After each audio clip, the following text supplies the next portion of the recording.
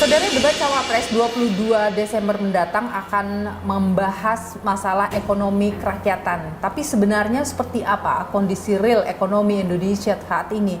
Dan apakah visi misi dari pasangan calon presiden calon wakil presiden ini sudah menghadirkan harapan akan solusi yang konkret soal ekonomi Indonesia? Kita perbincangkan hal ini, saudara. Bersama saya sudah hadir ekonom dari Universitas Indonesia, Yusuf Wibisono, yang juga adalah direktur dari IDS. Terima kasih Pak Yusuf sudah bersama Nilung, sehat selalu. Sama-sama Mbak Nilo. Sehat ya.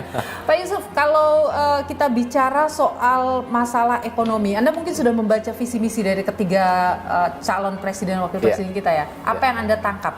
Secara umum Mbak ya, ini belum ada terobosan ide gagasan yang besar gitu ya, ada narasi besar untuk mengangkat kesejahteraan rakyat gitu.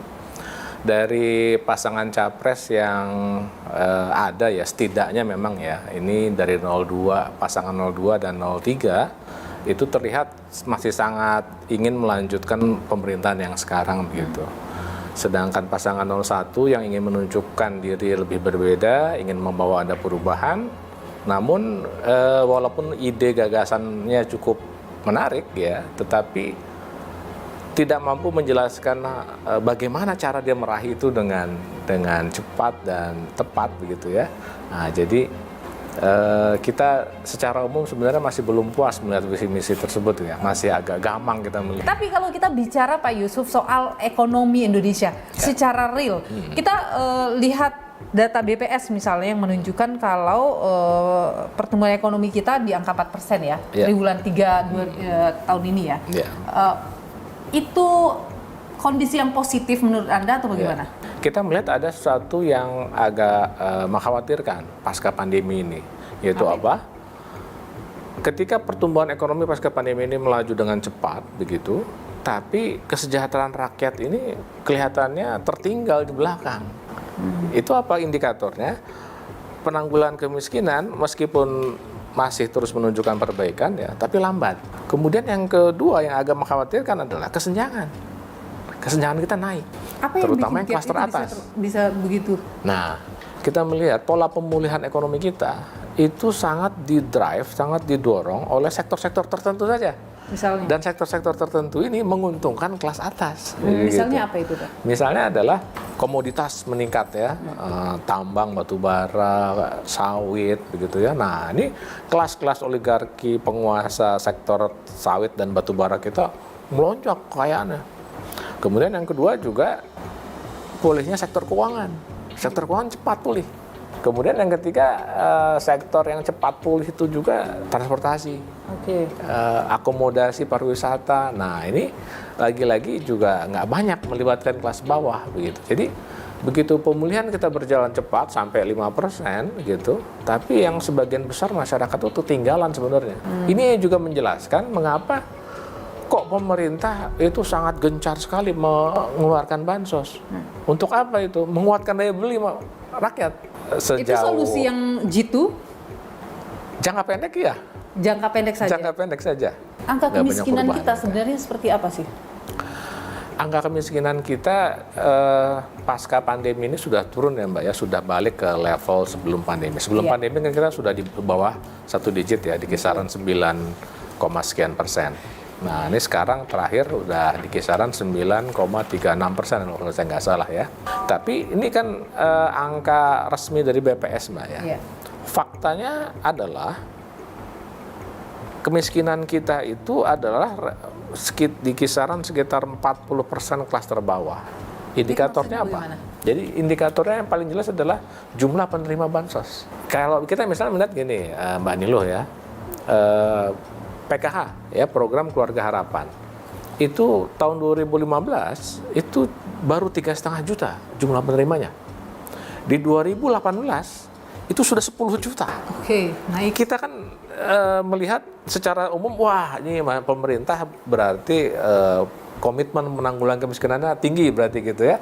Tapi kalau kita lihat lebih dalam, sebenarnya ini jangan-jangan merupakan upaya untuk menutupi kelemahan pemerintah dalam menciptakan lapangan pekerjaan yang berkualitas secara luas dan lemahnya komitmen untuk pemberdayaan ekonomi masyarakat kecil, UMKM gitu.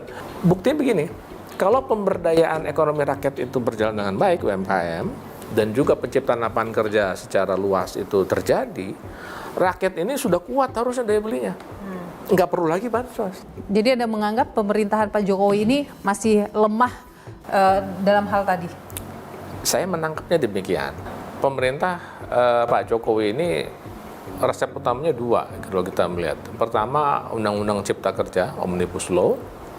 Kemudian yang kedua adalah hilirisasi tambang.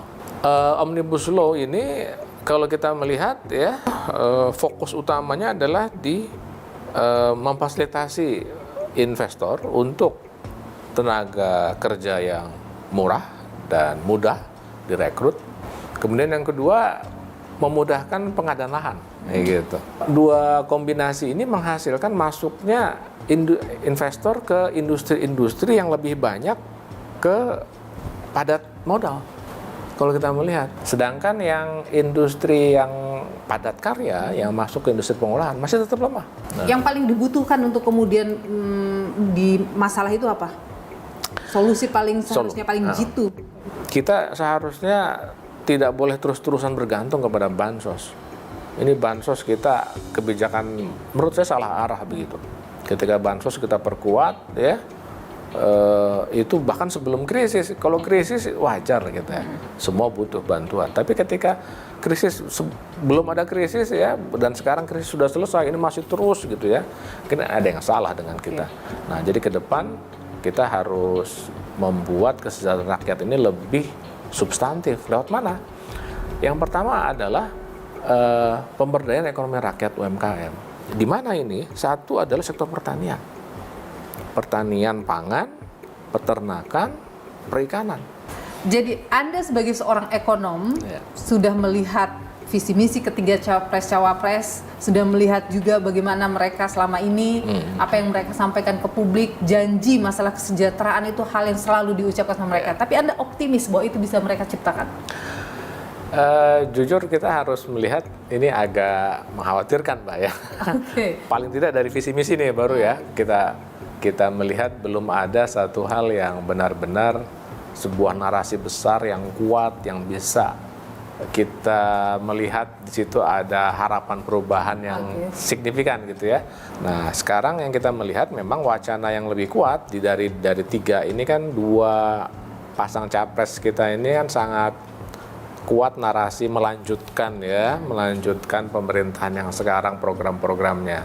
Nah, ini kita berharap tolong jangan terlalu program yang sekarang sebagai sebuah yang harus benar-benar dilanjutkan. Kalau memang harus dirubah saja. Tidak bisa hanya sekedar melanjutkan. Tidak bisa, harus ada perbaikan.